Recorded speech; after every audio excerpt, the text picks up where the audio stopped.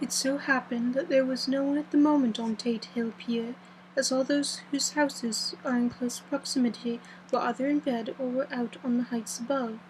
Thus the coastguard on duty on the eastern side of the harbour, who at once ran down to the little pier, was the first to climb on board. The men working out the searchlight, after scouring the entrance of the harbour without seeing anything, then turned the light on the derelict and kept it there. The coastguard ran aft, and when he came beside the wheel, bent over to examine it, and recoiled at once as though under sudden emotion. This seemed to pique the general curiosity, and quite a number of people began to run. It is a good way round from the West Cliff by the drawbridge to Tate Hill Pier, but your correspondent is a fairly good runner, and came well ahead of the crowd. When I arrived, however, I found already assembled on the pier a crowd whom the coastguard and police refused to allow to come on board. By the curiosity of the chief boatman, I was, as your correspondent, permitted to climb on deck, and was one of a small group who saw the dead seaman was actually lashing to the wheel. It was no wonder that the coastguard was surprised, or even awed, for not often can such a sight have been seen. The man was simply fastened by his hands, tied one over the other, to a spoke of the wheel. Between the inner hand and the wood was a crucifix, a set of beads of which was fastened, being around both wrists and wheel, and all kept fastened by the binding cords. The poor fellow may have been seated at one time, but the flapping and buffeting of the sails had worked through the rudder of the wheel and dragged him to and fro, so that the cords which he was tied had cut the flesh to the bone. Accurate note was made of the state of things, and a doctor, Surgeon J. M. Caffin, of 33 East Elliot Place, who came immediately after me, declared, after making examination, that the man must have died, and been dead for quite some 2 days. In his pocket was a bottle, carefully corked, empty save for a little roll of paper, which proved to be the addendum to the log. The coastguard said the man must have tied up his own hands, fastening the knots with his teeth. The fact that a coastguard was the first on board may save some complications, later on, in the Admiralty Court, for the coastguards cannot claim the salvage which is the right of the first civilian entering on a derelict.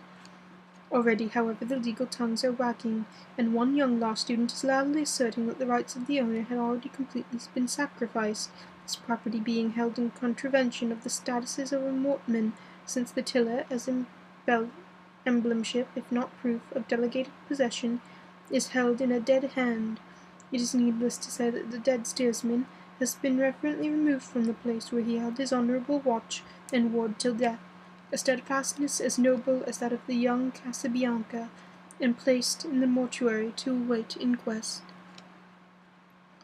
Already the sudden storm is passing, and its fierceness is abating. The crowds are scattered homewards, and the sky is beginning to redden over the Yorkshire wolds.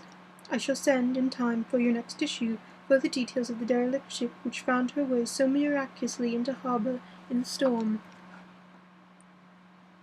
Whitby, 9th of August. The sequel to the strange arrival of the derelict in the storm last night is almost more startling than the thing itself. It turns out that the schooner is a Russian from Varna, and is called the Demeter. She is almost entirely in ballast of silver sand, with only a small amount of cargo, a number of great wooden boxes filled with mould. This cargo was consigned to a Whitby solicitor, Mr. S. F. Billington, of 7. The Crescent, who is this morning went aboard and formally took possession of the goods consigned to him. The Russian consul, too, acting for the charter party, took formal possession of the ship, and paid all harbour dues, etc. Nothing is talked about here today except the strange coincidence. The officials of the Board of Trade have been most exacting on seeing that every compliance has been made with existing regulations. As the matter is to be a 9 days' wonder, they are evidently determined that there shall be no cause after complaint. A good deal of interest aboard was concerning the dog which landed on the ship struck, and more than a few of the members of the S.P.C.A., which is very strong in Whitby, have tried to befriend the animal. To the general disappointment, however, it was not to be found. It seems to have disappeared entirely from the town. It may be that it was frightened and made its way into the moors, where it is still hiding in terror. There are some who look on with dread of such a possibility, lest later on it should itself become a danger, for it is evidently a fierce brute. Early this morning a large dog, a half-bred mastiff, belonging to a coal merchant close to Tate Hill Pier, was found dead on the roadway opposite its master's yard.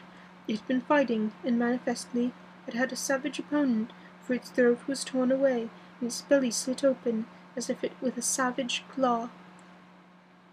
Later, by the kindness of the board trade inspector, I had been permitted to look over the logbook of the Demeter, which was in order up to within 3 days, but contained nothing of special interest except as to facts of missing men. The greater interest, however, is with regard to the paper found in the bottle, which was today produced at the inquest. In a more strange narrative than the two between them unfold, it has not been my lot to come across.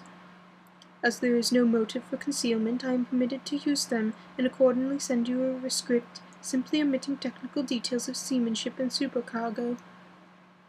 It almost seems as though the captain had been seized with some kind of mania before he had got well into blue water, and that this had developed persistently throughout the voyage.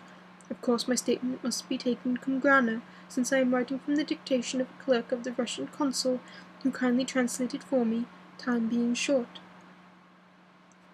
Log of the Demeter, Varna to Whitby. Written 18 July, things so strange happening, that I shall keep accurate note henceforth till we land. On 6th of July we finished taking in cargo, silver, sand, and boxes of earth. At noon set sail, east wind, fresh, crew 5 hands, 2 mates, cook, and myself, captain. On 11th July at dawn entering Bosphorus, boarded by Turkish custom officers, baksheesh, all correct, under way to 4 p.m. On 12th July through Dardanelles, more custom officers and flag boat of guarding squadron, baksheesh again, work on officers thorough, but quick. Want us off soon. At dark passed into archipelago. On 13th July, passed Cape Matapan, crew dissatisfied about something, seemed scared but would not speak out. On 14th July, was somewhat anxious about crew, men all steady fellows who sailed with me before.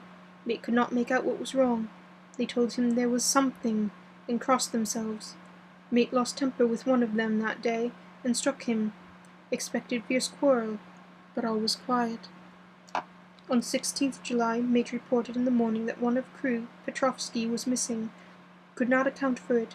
Took laboured watch 8 bells last night, and relieved by Abramov, but did not go to bunk. Men more downcast than ever. All said they expected something of the kind, but would not say more that there was something aboard. Mate getting very impatient with them, feared some trouble ahead. On 17th July, yesterday, one of the men, Olgarin, came to my cabin, and in an awestruck way confided to me that he thought there was a strange man aboard the ship. He said that in his watch he had been sheltering behind the deck-house, as there was a rainstorm, when he saw a tall, thin man who was not like any of the crew, come up the companion-way and go along the deck forward, and disappear. He followed cautiously, but when he got to bows, found no one, and the hatchways were all closed. He was in a panic of superstitious fear, and I'm afraid the panic may spread. To allay it, I shall today search entire ship carefully from stem to stern. Later in the day I got together the whole crew, and told them, as they evidently thought that there was someone on the ship, we should search from stem to stern.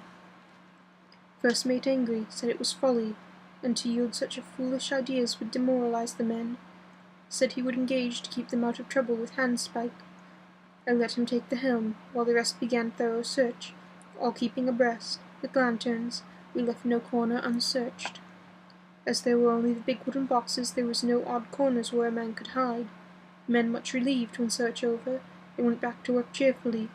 First mate scowled, but said nothing. 22nd July. Rough weather last 3 days, and all hands busy with sails. No time to be frightened. Men seem to have forgotten their dread.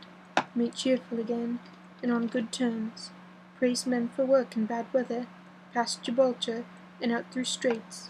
All well. 24th of July.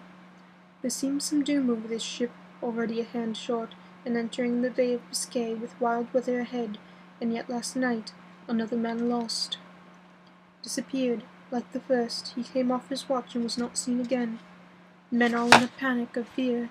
sent a round robin, asking to have double watch as they fear to be alone. Mate violent, fear there will be some trouble, as either he or the men will do some violence.